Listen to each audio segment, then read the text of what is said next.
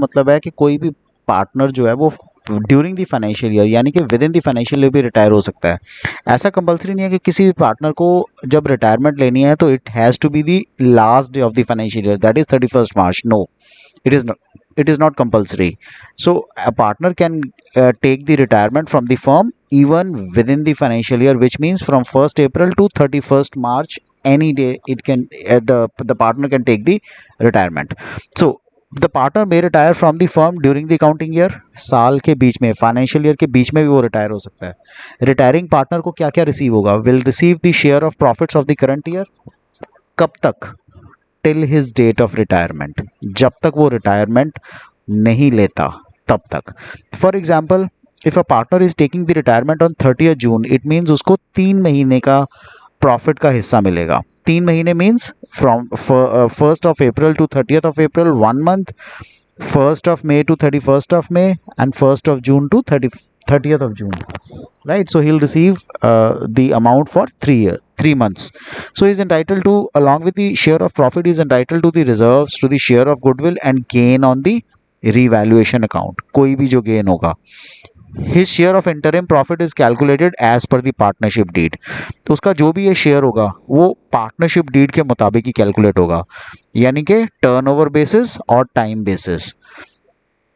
such share of profit from the date of last balance sheet to the date of retirement, पिछली balance sheet यानी कि 31st March of the last financial year to the present date of retirement, it is credited to retiring partners capital account. जो भी amount होगी वो retiring partner के capital account में transfer हो जाएगी।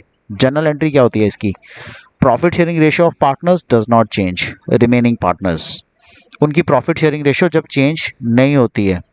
सो profit and loss suspense account to retiring partners capital account, profit sharing ratio remaining partners की same है तो हम सस्पेंस में से करेंगे, पैसा देंगे।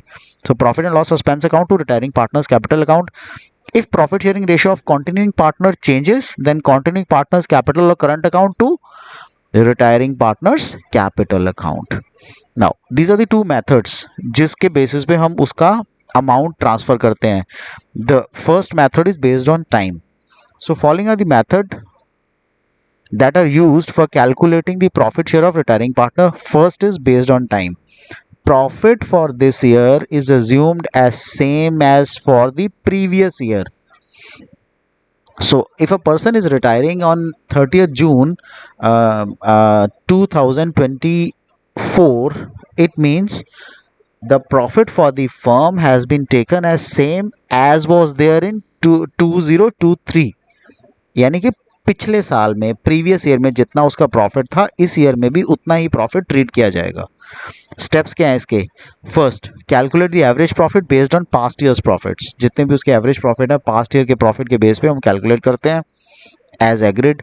Calculate profit for that period means 1st of April to 30th of June, that is from the beginning of the accounting year, that is 1st of April, to the date of retirement, that is 30th June, on the basis of average profit के base पे। Calculate profit for the retiring partner on the basis of old profit sharing ratio, retiring partner का हम calculate करते हैं on the basis of old profit sharing ratio के base पे हम इसको कैलकुलेट करते हैं। Let's understand this with the help of an example. Profit for the previous year was 2,40,000 rupees and is assumed as the same for current year. पिछले साल का profit 2,40,000 था, इस साल भी प्रॉफिट हम सेम ही ट्रीट कर रहे हैं। The partner retires after 3 months in this accounting year, so 30th June को पार्टनर रिटायर हो रहा है। Calculate the profit of the retiring partner, उसका शेयर 1/3 है। So since the profit for the last year was complete year was 2,40,000, इस साल का भी हम प्रॉफिट 2,40,000 रिज्यूम करेंगे। But since the partner is retiring on 30th of June, that is after 3 months, सो हम उसको कैलकुलेट कैसे करेंगे? 2,40,000 into 3/12 is equal to 60,000 rupees. So 3 महीने का profit, that is for the months of April, May and June. The amount of profit for the firm is 60,000 rupees. अब उस 60,000 में क्योंकि ये फर्म का आया ना, तो share of retiring partner would be 1/3. So 60,000 is for the firm. Retiring partner का शेयर कितना है? 60,000 into 1/3, so which is 20,000. Let's take another example. C's share is 1/5. His share is calculated on the basis of average profit of proceeding 3 years, पिछले 3 सालों का average profit. He retires on 30 जून को retire हो रहा है. Profit पिछले 3 सालों का है. 23 का 3,25,000, 22 का है 2,75,000 एंड 21 का है 3 lakhs. सो एवरेज प्रॉफिट करेंगे 3 lakhs plus 275 plus 325 divided by 3 which is 3 lakhs. So average profit कितना आया? 3 lakhs. 3 lakhs is for the firm. This 3 lakhs is not for the individual, it is for the firm itself. Now, for profit for first 3 months of 2024, that is till the date of retirement, 3 lakhs into 3 by 12. So हम ये assume करेंगे पिछले पूरे साल का profit 3 lakh रुपया था for the firm.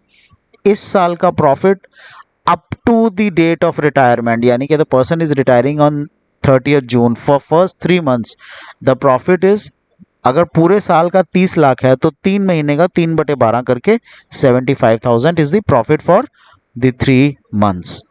अब सी का profit 75,000 into 1/5 which is 15,000 would be the C's profit. Okay, let's understand the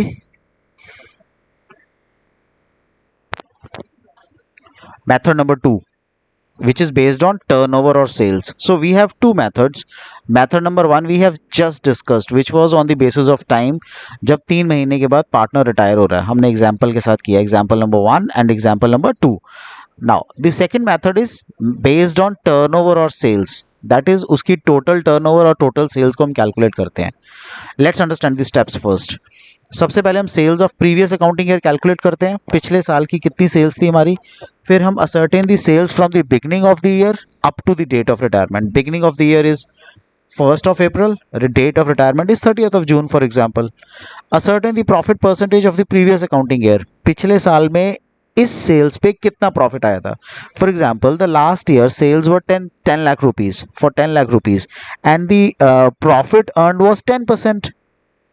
सो पिछले साल 10 lakh rupees पे 10% was the profit earned. Now apply profit percentage on the current period turnover or sales. अब जो 3 महीने में हमारी सेल्स आई है उस सेल्स पे हम same rate of profit which was 10% apply करेंगे. Determine the share of profit of the retiring partner based on old partners old profit sharing ratio, right? So ये share of profit हम determine करते हैं retiring partner का old profit sharing ratio के base पे. Now let's understand it with the help of an example. For example, turnover or sales for the year ended 31st March 24 was 12 lakhs. Profit for the year ended 31st March 24 2,40,000. जो sales थी वो 12 लाख थी, profit 2,40,000 था. Turnover और sales for the period from 1st April 24 to 30th June 24 for this financial year of profit is 50%. Partner A 50% share in profits. Retiring date 1st July 2024. इस साल की turnover कितनी है? 4 lakhs की. So profit percentage of the accounting year ended 31st March 24. सबसे पहले last year का कर लेते हैं. 12 lakhs divided by 2,40,000 divided by 12 lakhs into 100.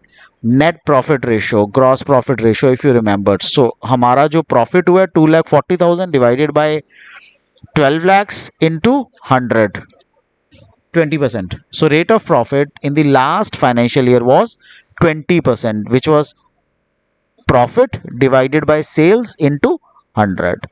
So 20% profit था. इस साल भी हम ये ट्रीट करेंगे कि वो 20% ही होगा. So for the first 3 months, since the partner is retiring on 30th of June, that is mid of the year. So sales into 20%, sales is given, it is given as 4 lakhs. 4 lakhs into 20%, right? So 4 lakhs into 20% would be 80,000 rupees. 80,000 are the profit, is the profit for the firm, right? On sales of 4 lakh rupees with a profit percentage of 20%, the amount of profit is 80,000 rupees. Now A's share of profit is 80,000 into 1/2, which is 40,000 rupees would be A's share, क्योंकि उसका 50% है. New profit sharing ratio में उसका हिस्सा is 50% share in the profits. Right. So this is on the basis of sales और turnover. General entry क्या होती है? When profit sharing ratio of continuing partners does not change, general entry remains the same. P&L suspense account debit to retiring partners capital account with profit of retiring partner.